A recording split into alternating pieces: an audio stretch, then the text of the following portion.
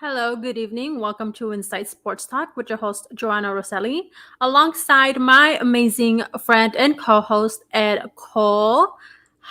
Hi, good evening. How are you? Sister Joanna, good evening. How are you? I am wonderful. I Happy am Wednesday. excited. It's MLB postseason, the NBA season is kicked off. I'm just in like cloud nine and in heaven right now. Oh, of course. Yeah, we had some great games last night. We had the NBA season opener. We had that kick off with the Nets and Bucks last night. We had there's so much going on, Joanna, that it's hard for us to cover everything, but we have to do it. I know it's hard for us to do it. It's a labor of love, but I'm so glad sports is all back and it's all in full effect. It is very much full of fact. And speaking about basketball and seasons wrapping up and commencing, I want to go ahead and just chime in on the WNBA. The finals just wrapped up on Sunday. It was the Phoenix Mercury along with the Chicago Sky, and that was a tremendous run. I myself, being a Phoenix native and a Mercury fan, I am a little bit sad. Still haven't gotten over that loss. But just Chicago was the better team. Unfortunately, the Phoenix Mercury did fall short in those finals. Um, and I'm just, I don't know. I don't know if I'm still ready to talk about it, Ed. That's how heartbroken I still am. I know it was so tough because they split the first two games in Phoenix and then they went to Chicago. You know, it's very hard to win on the road, especially in Chicago in the WNBA finals. And the Sky they were just ready. They came out in game three and absolutely blew the doors off of the Phoenix Mercury, beaten by 35, 36 points. And then game four, the Mercury had that lead. And then the Sky just overtook them in the fourth quarter, outscored them by 15. And just things just did not go well over the weekend in Chicago, and now the Sky are world champions. Yeah, unfortunately, Mercury did have the opportunity to go ahead and um come up with that win. However, they just lost that momentum. They were ahead in that third quarter. There were a lot of missed layups, a lot of missed opportunities, just not capturing those second chance points and rebounds, and that just gave gave the Sky the opportunity, and they took advantage and gained that momentum back that they had in the first half. What throughout the series in itself was great. My first WNBA finals that I get to experience and cover in person. And I've been to a WNBA game before, and these women are just so badass and so wonderful. Just to see them not only as as players. We have having Diana Taurasi as the goat. Previously, just recently retired Sue Bird, Lisa Leslie. I remember seeing her growing up, but just being able to experience and be in the same, just what they mean and what they represent is just tremendous as well. So this was a phenomenal finals. Just Phoenix Mercury did come short, and they were just not able to go ahead and bring it back home to a game five. The Phoenix Mercury did decline to comment in that WNBA Finals press conference in that last game, and unfortunately, yes, they are being fined due to that. But Sandy did have some words, and they're heartbroken. They're really taking this to heart. And but one of the things is that they're going to utilize this to their advantage. They're going to utilize this as a positive once the next season does come around, and they're not going to let this is going to be a lesson learned for them. Oh yeah, it hurts. It's going to hurt them for a long time, Joanna. The fact that they got to the WNBA finals and didn't play up to the level of what they're used to the standard of the Phoenix Mercury, and that allowed the Sky to win the championship. So it is going to burn a hole in their hearts. The hole's already there for the Mercury, for those ladies, and it's still going to be there until they get back to finally practicing again and they get ready for the up and coming season. But it will be a motivator, won't it, Joanna? That they know that they were that close to winning a championship and it didn't work out for them. So that should motivate them even more to know that they have what it takes to get to the championship and ultimately win one. So they're going to work even harder to get back there again next season and hopefully win it. Yeah, no, definitely. And I just could not have imagined a better NBA Finals because each of these teams worked hard. They deserved it. They grind. They busted their butts off for this.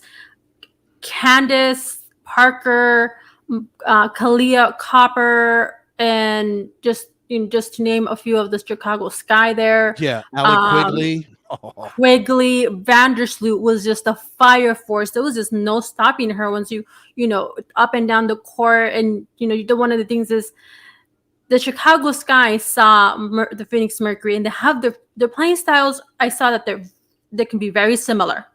So they were just able to, and their defense, they were able to go ahead and stop the Mercury. And the Mercury, they have Diana Taurasi, they have the GOAT, 5 gold medals, they have BG, Brittany Griner, just she's just great. Being the number 1 for the Mercury now.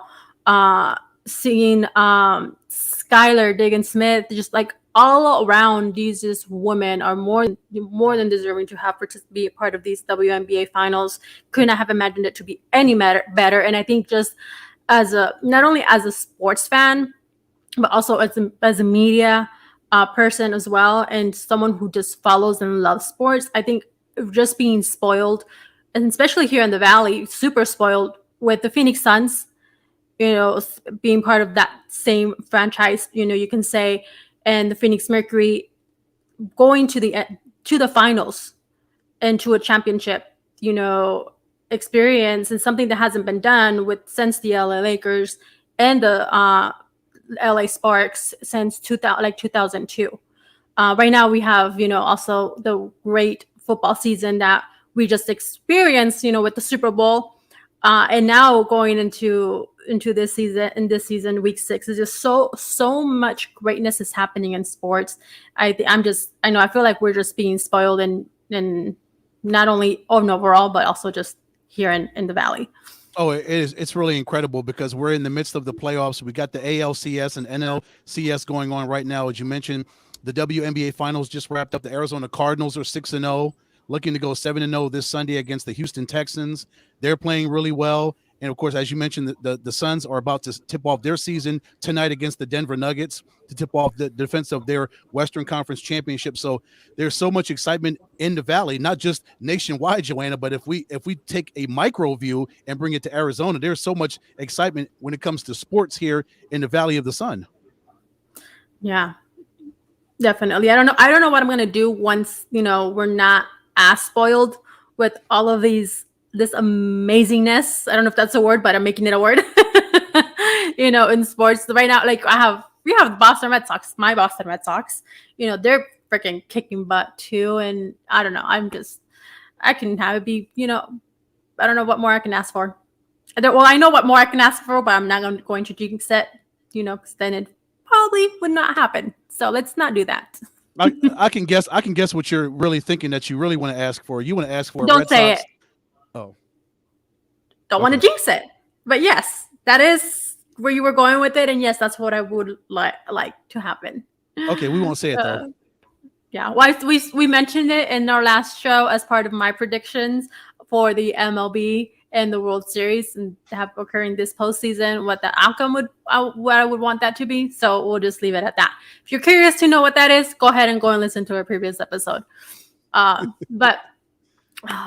So moving on, Ed, with that, we'll go ahead and continue on talking basketball, talking some hoops, and just perfect timing for that because our awesome friend, my, partner in crime, and we're at the games, has joined us, and he loves cigars, and he also loves the Chicago Bears. Just realized that I did not screw that up this time around. Our awesome person, PLR, thank you for jumping in and making some time for us. How's it going? What's going on? Represent Chicago. Yeah. Chicago. Yeah. Represent. Yeah, we're not. Are we done talking pro football? No, we haven't even started talking pro football. We're talking hoops. We're talking women hoops. We're just wrapping up women hoops. So I want to go ahead and get your take out of the WNBA finals. Just 30 seconds or a minute you can have to share your thoughts on that. Mercury played hard. Sky kicked their ass. Congratulations to them as champions, and they should have taken the podium. Was that about 10 seconds? You got it. Yep, 10 seconds. Yep. That's as concise as you can get. Yeah, that's good.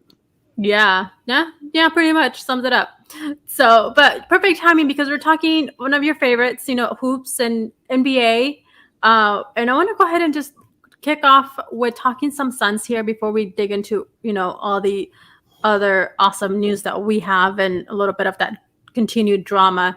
But Mikal Bridges has signed an extension with the Phoenix Suns, 4 years, $90 million contract, which that will equate to $22.5 million per year. So he's one that was being hoped to go ahead and sign an extension. Unfortunately, DeAndre Ayton has walked away. No more negotiating for him.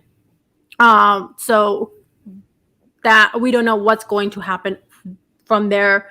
There's at risk that he may return to the Suns after this, this season.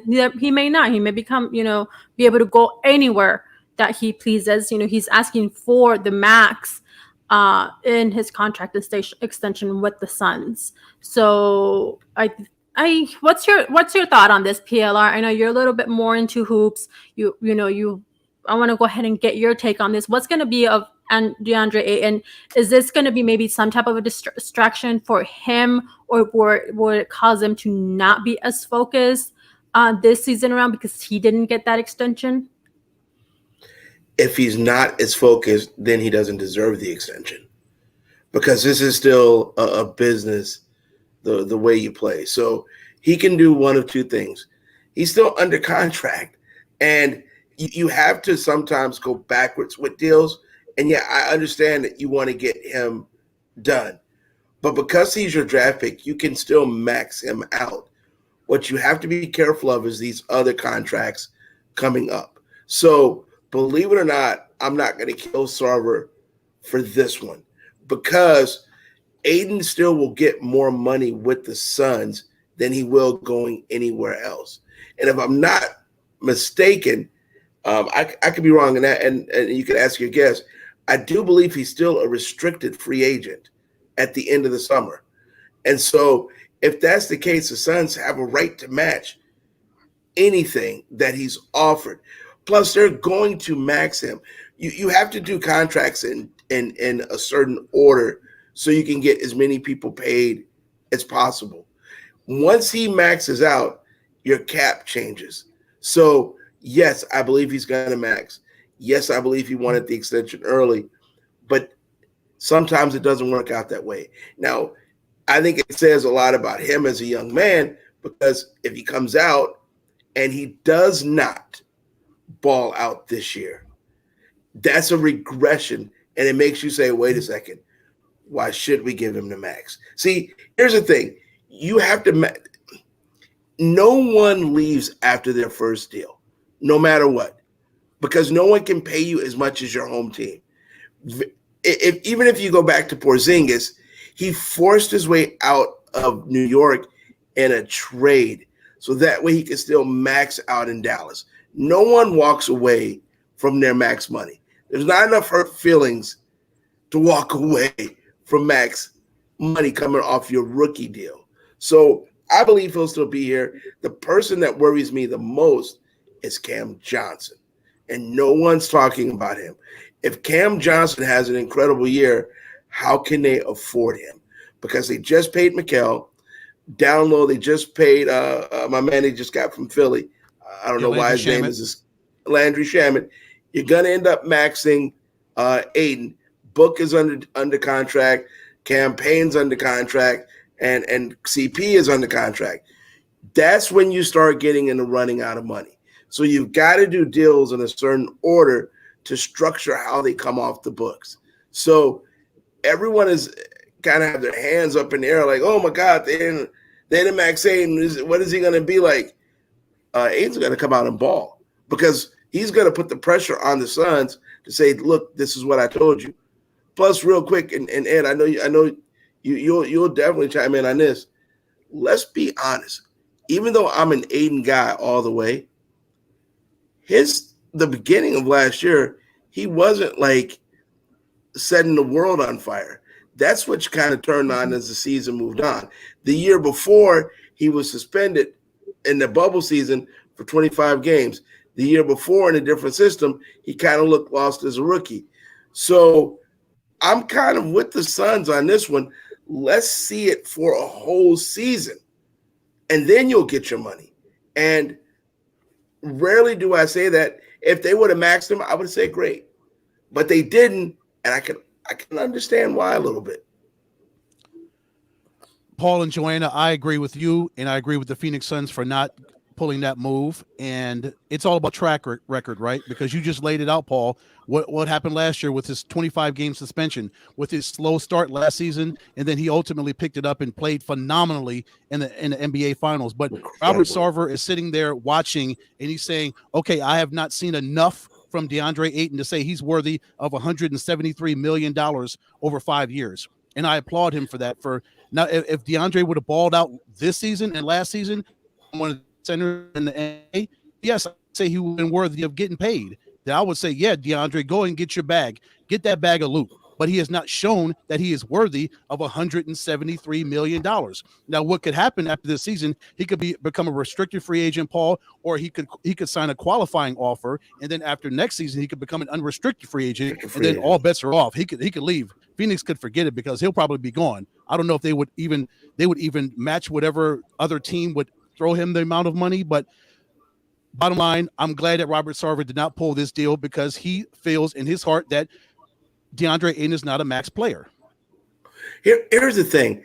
I'm going to say this. I think he should get his money. I just think structurally, you got to wait. And I also think you got to wait a little bit in just to see what's up. You see what I'm saying? Yes. He's going to. You don't draft someone number one overall and have them perform the way they perform in the playoffs, not to play him. I honestly believe. Mm-hmm. Yeah, I honestly believe this is a structuring thing. And so I'm not mad at that because he will still get his money. I just think it's a structuring thing. And all those other things that I said as well, along with Ed, it's a matter of let's see a little consistency through. But you know what? When you draft someone number one overall and you go to the NBA Finals and they're a big part of that, you are about to get paid. Let me say this. You know how they tell you don't spend money till you have it in your pocket? He go out and spend that money because it's coming. And someone, I heard someone say, well, they did Booker right away. Well, let's stop and think. I was at that summer league in Vegas when Book signed, and nobody else was on that team. They didn't have contract issues. It was like Devin Booker and the Freebirds. They weren't going to pay the freaking Freebirds.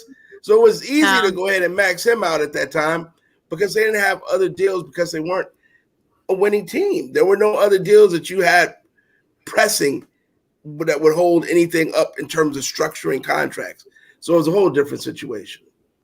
Yeah. This is my thought on it. Joe, I'm sorry. All right. So this is my thought on this. I'm not surprised that the Suns, decided to say no to DeAndre, and that's one. The other one, yes, I agree with you, PLR, because the one that I just, as you mentioned, Cam Johnson is the one where I'm curious what's going to happen with him. Like, he's the one that I expected to go ahead and have, in addition to Mikal Bridges, that happening, be Cam Johnson getting an extension, and what will be his portion there, because he's the one that you want to keep. He also, how he evolved throughout not only the season, throughout the playoffs and the finals. He was a go-to guy, and he just was a major piece in what the Suns needed and continue to need. They don't give him an extension. He doesn't stay in Phoenix, and that's going to be a huge loss for the Phoenix Suns following this season. Right now, as it stands, the Phoenix roster is DeAndre Ayton, Devin Booker, Mikal Bridges, Jay Crowder, Chandler Hutchinson, Cam Johnson, Frank Kaminsky, JaVale McGee, Abdel Nader, Chris Paul, Cameron Payne, which is another one, who's, major impact in the Phoenix Suns here with the roster. Afreed Payton, Dario Saric, Landry Shamet, and Jalen Smith. So that's your 2021-2022 roster. But before you go ahead and chime in, Ed, I want to go ahead and go with this. I don't know if you guys had a chance to see the power rankings for the season for the NBA. Number one is the Brooklyn Nets. I can't speak. I lost my words. Brooklyn Nets. Number 5 are the Phoenix Suns. What do you think about this, Ed? With the power rankings, do you agree with it? Do you think the power rankings are, something legitimate and something that matters and should be paid attention to, or do you just not something that you really go by? I mean, I'll look at it and see. I mean, on NBA.com right now, it has the Suns as number 3, the Nets number 2, Milwaukee number 1, the world champions. It's good to look at, and I like reading the articles and all the numbers and the stats that they throw out at. But when it comes down to it, all those numbers and stats and articles and art and paragraphs are great. But I want to see how these young men come out and play on the court. Like last night, Milwaukee, they came out and balled against Brooklyn. They beat them by 23 last night. So the world champions look like the number 1 seed. And as far as power rankings go, I mean, Giannis just picked up from where he left off in Game 6 against the Suns. He scored 32 points last night against Brooklyn. So yes, I do lend some credence to power rankings until I want to see what happens on the court tonight against the Denver Nuggets. I want to see what the Phoenix Suns can do against the Denver Nuggets, and then we'll see if they are what NBA.com says are the number 3 team in the National Basketball Association. It's all about visuals for me, as it is for you, Joanna, and for you, Paul, and everybody else that watches the NBA and other sports. We want to see with our eyes what these teams can do, and if they do live up to the rankings and do those things match. What do you think, PLR? What's today's date? October 20th. 20th. Yep. I don't give a crap about a power ranking. There's 81 games for most teams, 82 games left. I think you break down things a whole lot differently. Without Kyrie Irving, Brooklyn will not beat Milwaukee. With Kyrie Irving, they're the best team in the East. Then you have Milwaukee. Then you have that crap show in Philadelphia. The Bulls will be better. Detroit will be Detroit. Orlando, have you looked at their roster? Good Lord, they'll lose a lot. LaMelo Ball and Charlotte will play well. He'll have a really good year. And everyone else will just kind of fall. The Heat, they're old. Say what you will, they're old. They're a tough-minded team, but they're old. And so there's really only 2 teams in the East. And then you switch to the West. The Lakers are older than all of them. Suns are good.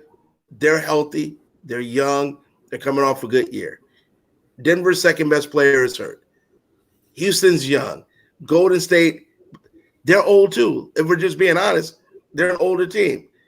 It's going to come down to 4 teams. The Suns, the Lakers, because no matter what you do, ESPN's going to push them through your throat, no matter what. I mean, that's not going down easily. I'll tell you that. Yeah, they're gonna put, and then people are saying, "Oh, the Clippers, when Kawhi comes back, who knows when he's gonna come back and how he's gonna come back?" And Utah can't score, so it's the same 4 teams, no matter how we slice it. Yeah. So power rankings in the NBA are different than power rankings in the NFL. In the NFL, you can set a structure because your eyes, after when you get to this point, there are things that you know. You know who's good in the NFL and who's bad. The NBA, someone could lose 3 in a row, and take the Lakers. They could lose 3 in a row. They'll say, "Oh, well, their power ranking went from 1 to 10." Well, I don't really give a crap. You know, those 3 that they lost, LeBron was out, AD was out, and Westbrook was out. So I don't give a crap. They lost 3 in a row. Their guys right there. So power rankings is what's that game? Is like Candy Crush, something to waste your time to do for fodder and for talk. But the best team in the NBA are the champs until Kyrie decides to do what Kyrie does. To me, it's just that simple. Yeah. All right, I'm going to go ahead and take this in another direction with still in the NBA, but who has been the news of these, I don't know, off season and still big, kickoff for the NBA season. And I know PLR knows where I'm going with this. I think, I saw him shake his head, but that has to do with the wonderful that we know is Ben Simmons. He has been suspended for conduct detrimental to the team by Doc Rivers. He was thrown out of practice after declining to partake in drills as well. And this is a quote that I pulled from ESPN by Doc Rivers, and saying, "I just thought he was a distraction today. I didn't think he wanted to do what everybody else was doing. It was early. It wasn't a big deal. I just told him he should leave. We went on with practice." But then after that came a suspension. He was suspended for 1 game. And one of the things is they're there to focus and to win. And that unfortunately has been a distraction for Doc Rivers, for the team and the organization. And that's what they want to do. And I don't know what's going to happen with Ben Simmons. He's there. He's not there. I don't think he should be there. If this is going to be the case, he should just, find a way to just have him not be there at all. You want to go first, Ed, on this one? No, you go, brother. I want to hear what you got to say. Then I'll follow up after that. This would be a doozy. Okay. So I've been talking to like 3 people about this.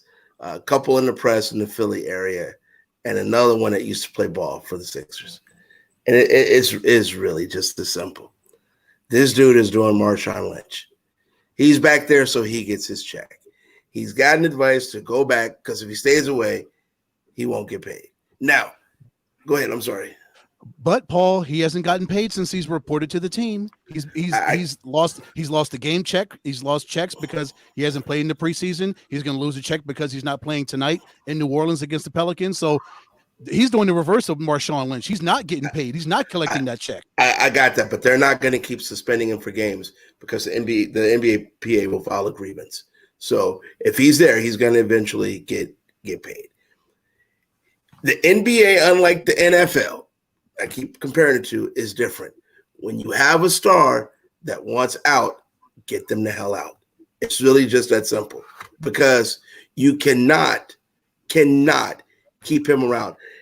Joel Embiid, if you watch that press conference, said, "I don't care about this man. I'm here to we're not here to babysit people at all. Mm-hmm. We are not here to babysit." Doc has said what he said. We've all got this for a fact. Ben Simmons needs to get out. Daryl Morey is really just being an imbecile at this point. You can't walk in and try to, what's my saying? Tell me something is pigeon or tell me a steak when you're serving me pigeon. He is trying to trade up the value for a person that hasn't shown that value back. You're not going to get equal value for him. The only person in the NBA under contract with the contract match, if you want to do head up, it's him for Kyrie. Who knows if something like that would ever take place? That's the only person. There's no one else. If you pull up the top 40 contracts in the NBA, there's no one on that list you would trade Ben Simmons for. No one. So you got to line up contract numbers. And look, he should have been traded not this year, not last summer, but going into last season. He should have been traded.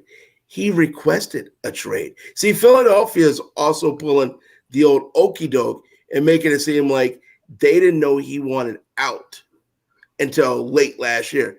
You could tell he wanted out. Daryl Morey is an idiot that thinks, yeah, I said it. He's an idiot that thinks, well, I got to be the one that wins every trade. They didn't win the trade with James Harden. They're not going to win this trade. It's time for this guy to move. If he stays there, honestly, Ed and Joanna, you know this.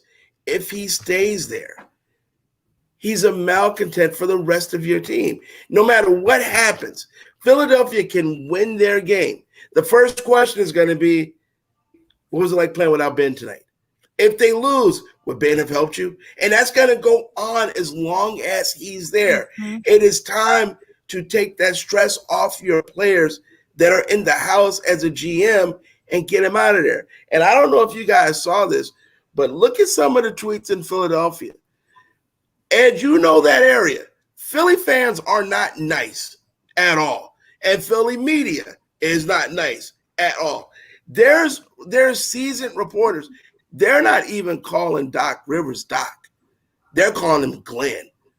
There's tweets that says he lied to us. He's a fraud. So they're going to keep feeling this over and over until they do something. Philadelphia has no shot to win a title. Who can play with that cloud over your head? It's not going to work. Move the guy. And then all these fans say, well, I sent him home without a check. Dude doesn't work for Circle K. He has an NBA players union behind him. You're not going to send him home without a check. Kyrie Irving is still going to collect $17 million for not playing. So it's not that easy. Move him. Just move him. Paul, how tough are the optics to making this move? I know there's some teams that are I'm sure that are interested in him, but from what they're seeing, the way that Ben is conducting himself and what happened today when Doc threw him out of practice, and that can't do well for what could possibly happen with Daryl Morey and another team that would like to negotiate and bring on Ben Simmons. It doesn't matter. Every GM. No, look, Jared Goff has a job playing for the Lions, and we know how bad he is, right? So every GM thinks I can do something different.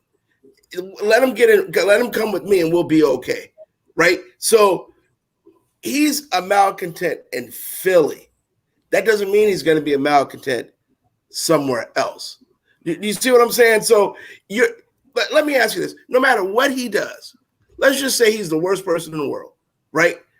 What if you guys said to me, hey, PLR, you got 10 minutes to come on the show tomorrow, but you don't like me, you're Joel Embiid. Joe doesn't like me, she's Doc Rivers. So neither one of you like me. And let's just say I'm the most difficult person in the world. Why do I want to come hang with both of you?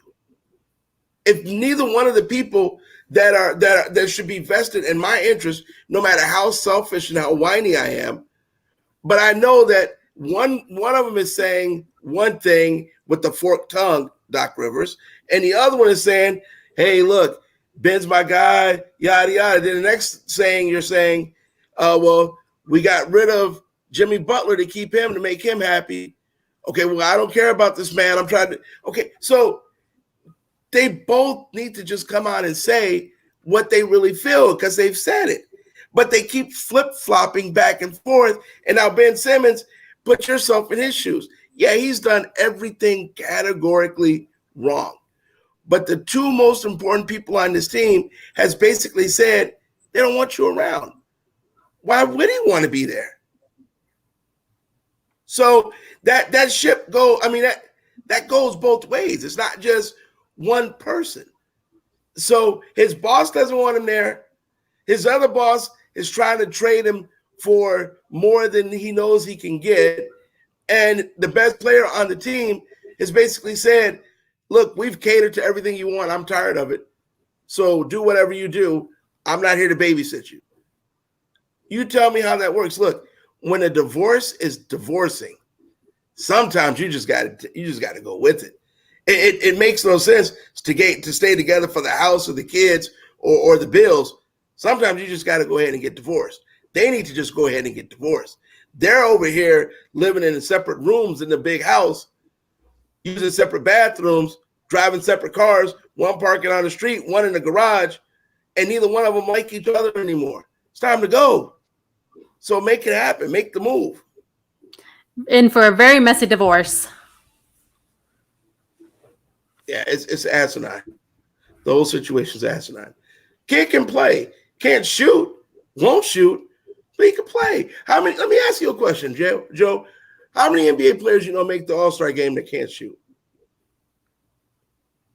Not a whole lot. None. So, dude averages 16, 17 points a game, can't shoot, won't shoot. Really put that in perspective. He has talent. So he just needs the right person to bring it out of him, and he needs someone to stop coddling his ass and turn their what the Rock say, turn their shoes sideways, and you know the rest. Yeah. That's what I he think they needs. got the great a great coach for that, Popovich.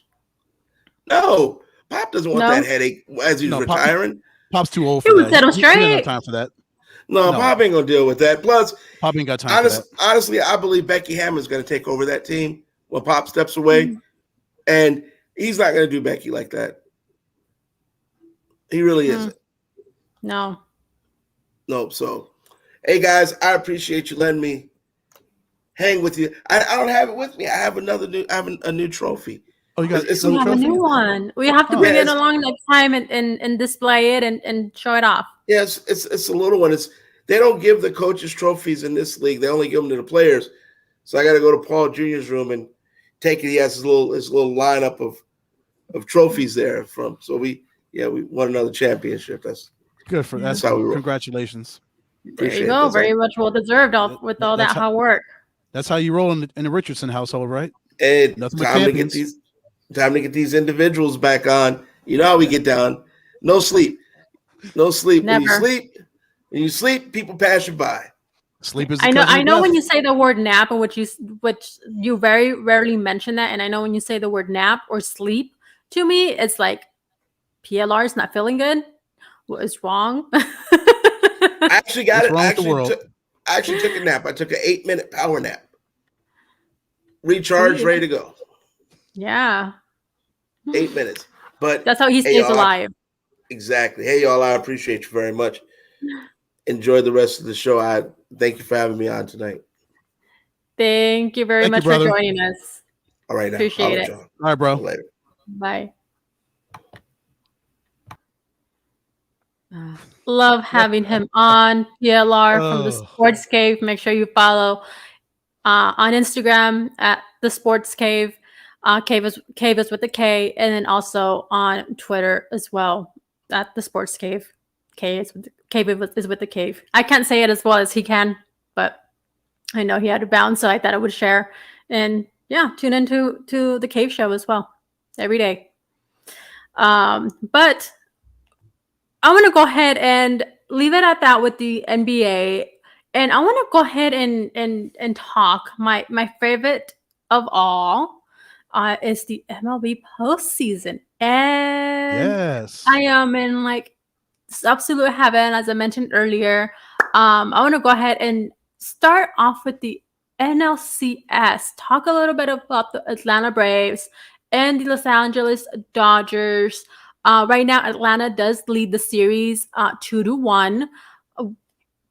Tuesday night, Los Angeles Dodgers were able to go ahead and come on top on that game. I know they, it was a little bit of a teeter-totter game, but they were able to go ahead and pull it off. My beloved Mookie Betts went ahead with, providing the Dodgers with the win. Bellinger has just been, Beldinger and doing what Bellinger does. So they're doing, and it's not that they haven't lost because they haven't done the work, that they haven't scored in the runs. The thing is that these two teams are neck and neck, and they're two of the best in the NLCS. If you don't know, if you haven't seen them, if you haven't seen the Braves, and I remember saying this, Ed, is keep your eyes on the Braves during the regular season and as you go into the postseason, because they are scrappy. They are, they will go ahead and come out and fight. They have Dansby Swanson, just to name, one of my guys that I do like to watch there. They're not huge power hitters. They don't, they just the way that they play baseball, it just kind of goes back to the fundamentals. And that's what I believe that the Braves, bring out, and they do. And one of the things that they did in Tuesday's game is, and they have done throughout this series with the Dodgers, is they just come out swinging, and they come out early and go ahead and tacking those runs in, because that's something that the Dodgers know how to do, and they have no problem doing, is go ahead and collecting in those runs and bringing in those runners. And But again, the Dodgers are not, strangers to coming from behind. They've done it before. They've been there. They did it last season. They've done it, last postseason, and that's something that they're very familiar with. They're very deep in the rotation. They have the guys to go ahead and be able to go ahead, to put them in that place. And it's exactly what happened tonight. They go ahead and just giving you the stats from the games. Game one, it was 2-3. Not a very high scoring game, but it was a really great game.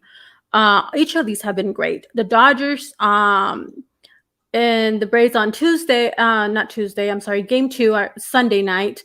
That was 4-5. Then these have been walk-off winning games for the Braves in the 9th inning, bottom of the 9th. That's how the Braves have been able to go ahead and capture these wins. Today actually was the same, that was the same case, but it was actually for the Dodgers, 5-6 Tuesday night. So, this is one of the most exciting postseasons that I think I've seen in, I don't know, maybe like 3 years, I want to say, because it just keeps you at the edge of your seat and just want to keep watching for more and keep you watching to the very last pitch. So go ahead and chime in here, Ed, because I'm just, talking and going on and not letting you say a word. So go ahead. No, it's your baby. I was letting you go, just go ahead and let it flow, Right. but those first 2 games in Atlanta, Joanna, were crazy. 2 walk-offs for the Braves as they took both of those games and they got on the bird and went out to LA. So clearly it was a must win for the Dodgers. They had to win game 3. Otherwise you go down 3-0. There's even the Los Angeles Dodgers couldn't pull off a 4 straight wins over Atlanta to win that series. And it looked bleak on Tuesday night because they were down 5-2 going into the 8th inning. And then, as you mentioned, LA rallied. Bellinger hit the 3-run home run, and then Mookie hit the go-ahead double to win the game for Los Angeles. But yeah, Atlanta, give them credit. Tuesday, they had 12 hits on Tuesday night in game 3 of that series. And as you mentioned, that is a scrappy baseball team. I love the way Atlanta plays the game of baseball. Yeah, they only won 88 games, but they won their division. So that afforded them the right to host a 110-win team in the Los Angeles Dodgers. How crazy is that, Joe? The world champs win 110 games, and they have to go to a team that won 88 games to start the NLCS. But hey, that's the way baseball is. That's why you work really hard to win your division. So you don't have to do that. But yeah, for LA, what a great comeback victory for them. I heard a stat that Corey Seager, the home run he hit in the early in the game in the first inning, the 2-run home run, that was his 13th postseason home run for the Dodgers, tied with Justin Turner all time for the Dodgers. 13 postseason home runs. That's unbelievable. Talk about guys coming up, stepping up big in the postseason, Joanna, for him to do that. Seager to hit that home run, and then Bellinger, as you mentioned, in the bottom of the 8th inning, just heroics. That's what October baseball is all about. These individual moments, Joanna, when these young men can step up here and do what they need to do for their baseball team to rally them back to a victory. It's exciting stuff. Now I know why baseball is your love. I love it too as well, but these kind of games and these moments, and your Red Sox, that's why you love baseball so much, because Boston has hit 21 home runs in the postseason. This postseason, that's unbelievable. What's up with that? What's up with your Red Sox, Joe? I know we're getting a little bit ahead of ourselves here, Ed. I know. We're not in the ALCS yet, but I know. Let me temper my excitement. I'm sorry. But yeah, like one of the last things that I will go ahead and say with the Braves and the Dodgers is the Dodgers have now 2 more games left at home. So we know the Dodgers fans, they show up for their team. One of the teams that I see that always show up for them are the Dodgers here. Oh yeah. At Chase Field, the Dodgers come in town, all you pretty much just see a sea of blue. And exactly what happened when, a couple of the games that I went to here, Dodgers against the Diamondbacks, sea of blue. I felt like I was at, in LA. But one of the things that they do play well at home too. So I have no doubt that they can win 2 more games back to back on Wednesday night and on Thursday night. So, and it just is going to be, these are going to be very pivotal games for not only the Dodgers, but also for the Braves, pivotal game, Wednesday night for the Dodgers, and then going on to game 5, what's going to happen there. And it's going to go, who's going to have the advantage is going to be very important in game 5 out of No that question. series. Yes. Mhm. So going on into the ALCS now, Ed. You said it. Boston Red Sox and the Houston Astros, my lovely Red Sox. They've been hitting grand slam after grand slam on Monday night's game. I felt like I was watching a home run derby, and pretty much has how I feel I've been with this postseason in general. It's just like I feel like I'm at a home run derby. I don't know if you've ever been to one, Ed, or been, I know you've seen it on TV, but just being there and being part of that atmosphere and that energy, that's kind of how I feel just watching this postseason and watching these Red Sox, because they hit 2 back-to-back innings or back-to-back grand slams in, I want to say, game 2 with the Red Sox against the Astros. The following day, which was Monday, was it Monday or Sunday? This game, they hit another grand slam right off, the get-go. So you said it. How many runs now in these 3 games for the Red Sox? So in the postseason, they've hit 21 home runs in 9 games. Okay, postseason, yeah. So, and the Red Sox are leading the series right now 2-1 against the Astros. And it was game 2, Joanna, when they hit those back-to-back grand slams in the first 2 innings. They jumped out 8-0 on Houston, and they never looked back.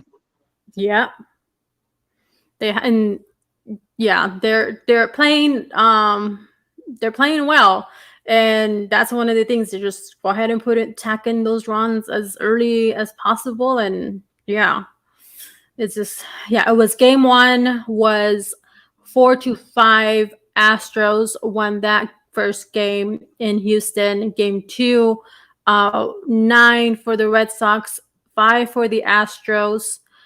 Game 3, 3 for the Astros, 12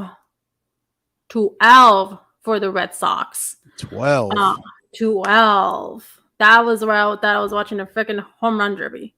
That was a great game. But and what that was a kind of a mirror image of what happened in game 2, Joanna, where Boston jumped out really strong on Houston in those first 2 innings. They were up 8-0, as we mentioned in game 2. In game 3, they were up 9-0 in game 3 in Boston.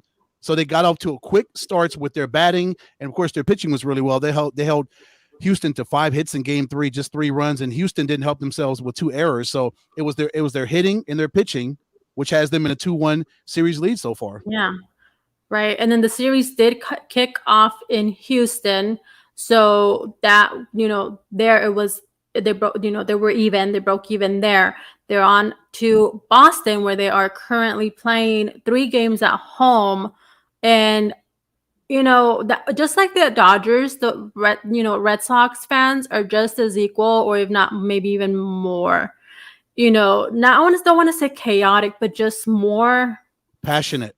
Yes, I guess you can say that that's the word. And I have a friend of mine who's in the industry. He's out in Boston, and he's actually covering the game. And Jealous. I jealous. Yeah, a little bit. I'm not gonna lie, because I wish I was there. But I still love him and proud of him. But I just see his stuff in social media and his stories, and I follow and everything, and I'm just living through him right now, living those moments, and I can just feel like the energy in those moments, like singing Sweet Caroline, and they're just up in their feet their entire game, and they're just like, I know I'm a loud person when it comes to sports. You've seen it, we've talked about it, and here. And it's just like, it's like me, a version of me, like, I don't know, 100,000 times more. That's how Boston Red Sox, I feel, fans are in the stadium. They're just so loud. Like, just watching the post game. I don't know if you saw that.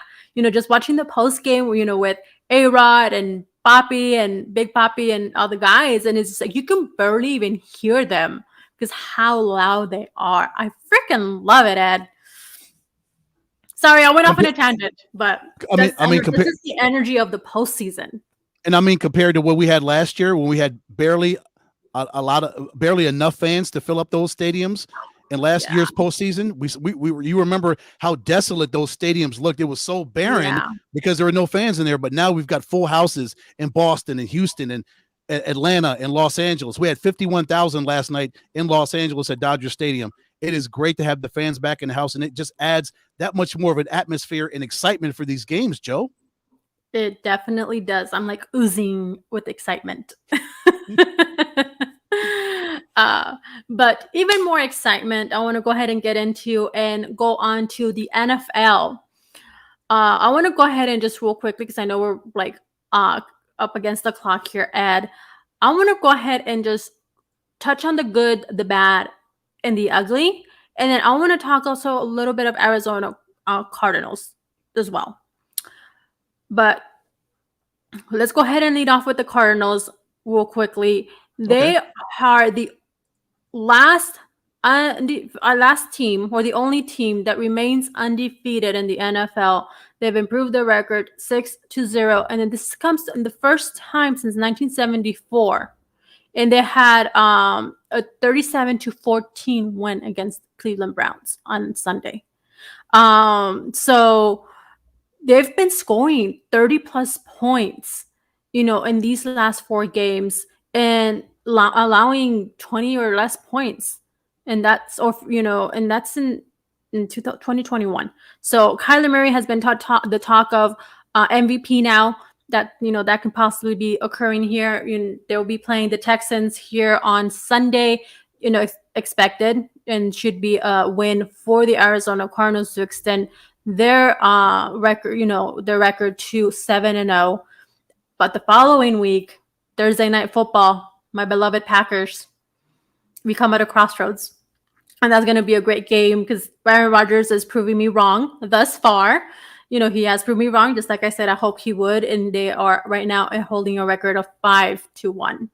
But with that being said, Ed, what do you have to say about these phenomenal Arizona Cardinals? We also have J.J. Watt, who's good and healthy and has been, performing well out there. We have DeAndre Hopkins in as well. So go ahead and give me a minute of your thought on these Arizona Cardinals. It is a complete effort what the Cardinals are doing. 6-0. Kyler Murray just continues to grow in front of our very eyes. He just continues to play outstanding football. And on Sunday in Cleveland, he threw 4 touchdowns, no interceptions. He continues to play smart with the football. He's got so many weapons. A.J. Green, Christian Kirk, DeAndre Hopkins, Rondale Moore. Love the young man from Purdue, the rookie. He comes out and balls out. James Conner. Great pickup from the Pittsburgh Steelers, former Pittsburgh Steeler. He ran for 71 yards. The defense was so strong. Byron Murphy came back. Jalen Thompson, Isaiah Simmons. They held Cleveland to under 300 yards of offense, Joanna. That was the number 1 rushing team in the National Football League. No, it doesn't matter that Nick Chubb did not play the game because he had a calf injury. They still had Kareem Hunt out there. That's an excellent football team over there in Cleveland that runs the ball really well, and they held them to 73 yards in their own building, Joanna. So that lets you know how strong that defense was, and that offense. They jumped out to a 20-0 lead and never looked back, Joanna. They went to Cleveland. They dominated that game. They knew they had to get that victory. It was a statement victory that they went to Cleveland, Ohio, shut up the dog pound, shut those fans down, got the victory, got on the bird, and went back here and 6-0. And now they're getting ready for the Houston Texans, who are in free fall mode right now. And as you mentioned, I don't think that'll be a trap game. I don't think they're going to look past Houston, because if they do, then they're going to lose. If they look past Houston for Green Bay, then they'll lose on Sunday. And I don't think they're going to do that. I think they are solely focused on destroying the Texans, and then 4 days later getting ready for your Packers. Yeah, it's going to be a quick turnaround for the Arizona Cardinals this coming week. And then just to go ahead and before we move on to the good, the bad, and the ugly, I want to go ahead and just mention a couple of notables here for Kyler Murray through week 6 and where he ranks in the NFL. He's ranking number 6 in the NFL in passing touchdowns, number 3 in number 3 in passer rating, number 1, Ed, in completion percentage as a quarterback, and number 7 in passing yards. So those are phenomenal and great stats. And I think that in completion percentage for Kyler Murray as a quarterback for an Arizona Cardinals, that is something to definitely be happy for and proud of, because that we knowing the Arizona Cardinals and the struggles as QBs, with their franchise, and they tend to have, that's something that really does not come around very often. That's right. As long as he keeps that completion percentage up, Joanna, eliminates turnovers and stupid decisions that does happen to football players over the course of a season, he'll be good. He'll continue to stay in an MVP race, and the Cardinals will continue to stack up victories. We talked about that before the season. Stack up those victories, Joe, because it's only going to get tougher as these 18 weeks continue on. You're on out. Mm-hmm. Most definitely. You know what also is not easy, Ed? Picking the good, the bad, and the ugly. I had a little bit of trouble with that one. I'm not gonna lie. Oh, you did? Okay, I did. I a little bit. It was a little rough to pick, between the bad and the ugly and who to select there. My good. I'm not gonna go with the Arizona Cardinals. Because that one and that speaks for itself. So I think that they deserved a recognition of their own. So I'm gonna go with the Chiefs, Kansas City's Chiefs, and Patrick Mahomes. So he passed for 397 yards and no touchdowns. So, but they came up with the win. So that's all that matters. 31-13 against the Washington football team. So they improved now to 3-3. So maybe there may be a little bit of a turnaround here for Mahomes and the Chiefs, especially after, the last, appearances in their past games. Yeah, that's where I stand with my good, the Chiefs, coming up with the win, and seems like they may be up for some good ahead. Maybe. My good would be Derrick Henry and the Tennessee Titans winning a tight game on Monday night against Buffalo, against the really good Buffalo Bills team who beat the aforementioned Kansas City Chiefs just a couple days earlier on Sunday Night Football in Kansas City. Derrick Henry, 20 rushes, 143 yards, and 3 touchdowns. One of those runs, 76 yards. It was a phenomenal run. A stat, Joanna, from that touchdown run, he ran at 21 miles an hour. That's how fast Derrick Henry was running the football, 21 miles an hour. A human being running that fast, that's unbelievable. Derrick is just he is a battering ram, Joanna, best running back in the league, almost 150 yards. He almost single-handedly willed the Titans to that win on Monday Night Football. That's my good. Wow. Blown. So my bad. I have to give it to the Seahawks. They're now 2-4, and they're not getting any better. No. So that's why I was having trouble. I'm like, who's my bad and who's my ugly? Because you're gonna know who my ugly is here shortly. But I think we may have the same ugly. Probably. Very possibly, because we tend to think alike a lot of the times. So they lost, only by 3 points. Yeah. And that was with playing against the Pittsburgh Steelers.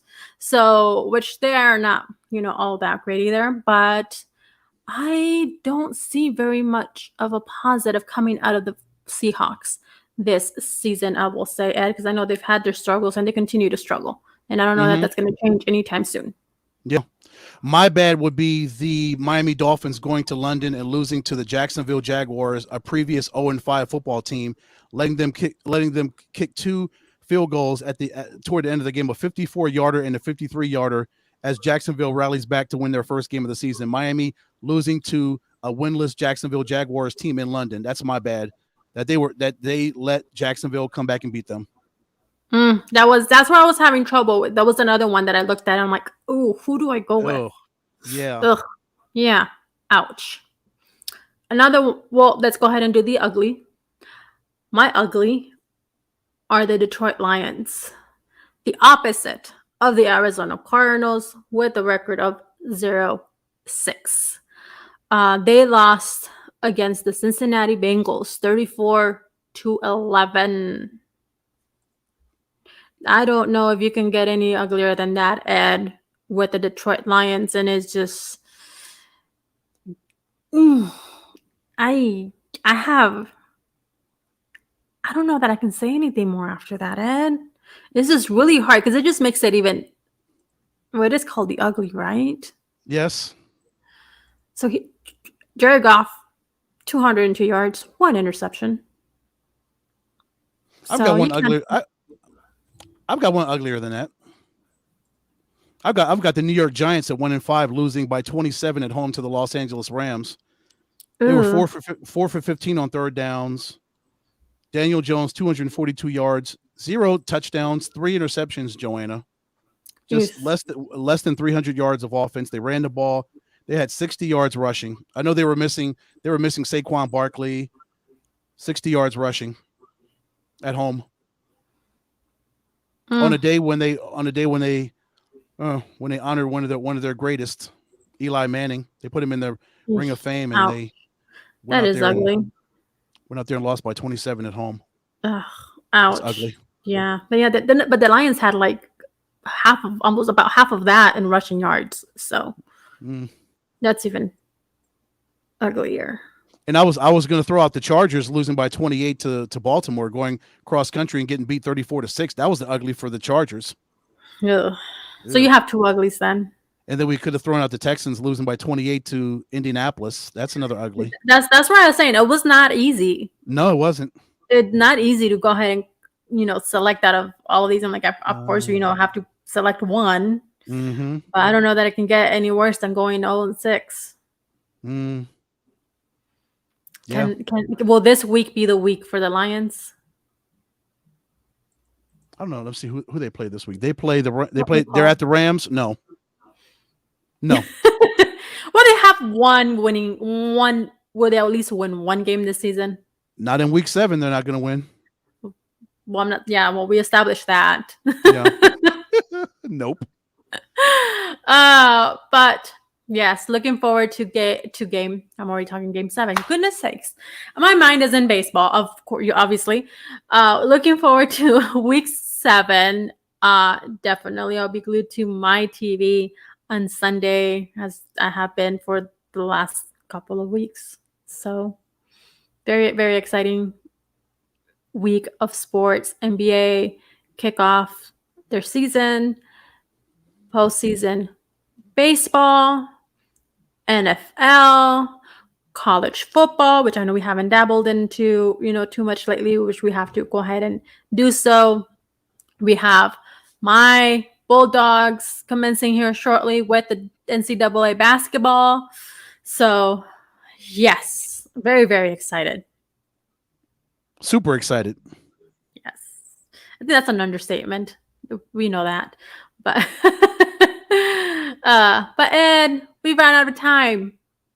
We're actually in overtime right now. Oh, nice. So the show is in overtime. That's what I mean. Okay.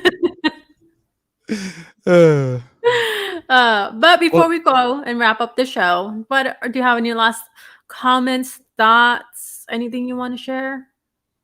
I just think it was a great show tonight. There's so much going on, and it's great to be us covering sports as media members, and it's great for the fans to be involved in all sports going, because we know a year and a half ago, this time last year, we were just wallowing like, man, is this thing ever come back? We ever get sport full? We were happy that we had the MLB playoffs, and we had what we had as far as fans being able to have access to all the playoff games, and we had a great World Series, and now everything is kind of come full circle. We had no fans for NFL last year. Now we've got full stadiums, so we're slowly, gradually, hopefully getting our back to what we can hope is a semblance of a normal life again, sports wise. Yeah, a little bit of normalcy. Baby steps, little by little, we're closer getting there a little bit more each day. Yep. So, but yes. So, Ed, before we go ahead and let our awesome people know where it is that they can find you. Yes, on Twitter at EdCole43, IG at EdwardCole301, on Facebook, Edward Cole, of course, here on Inside Sports Talk, on Brother Joe, or other Paul Show, get on the Sports Cave, that will be on there, and all those avenues, get at me. There we go. You can find me, Joanna Rosali, on both Instagram and Twitter at JRosalie. That's JROSALYE. You can find Insight Sports Network on our website, insightsports.net, on Twitter at insightsports_, and on Instagram at insightsportsnet. Make sure you do download Insight Sports Talk from wherever it is you listen to podcasts. And you can also catch us on KSRN Arizona. We are there daily as well at the 7 o'clock mark. Thank you for tuning in, listening in, and joining us this evening. This was Inside Sports Talk.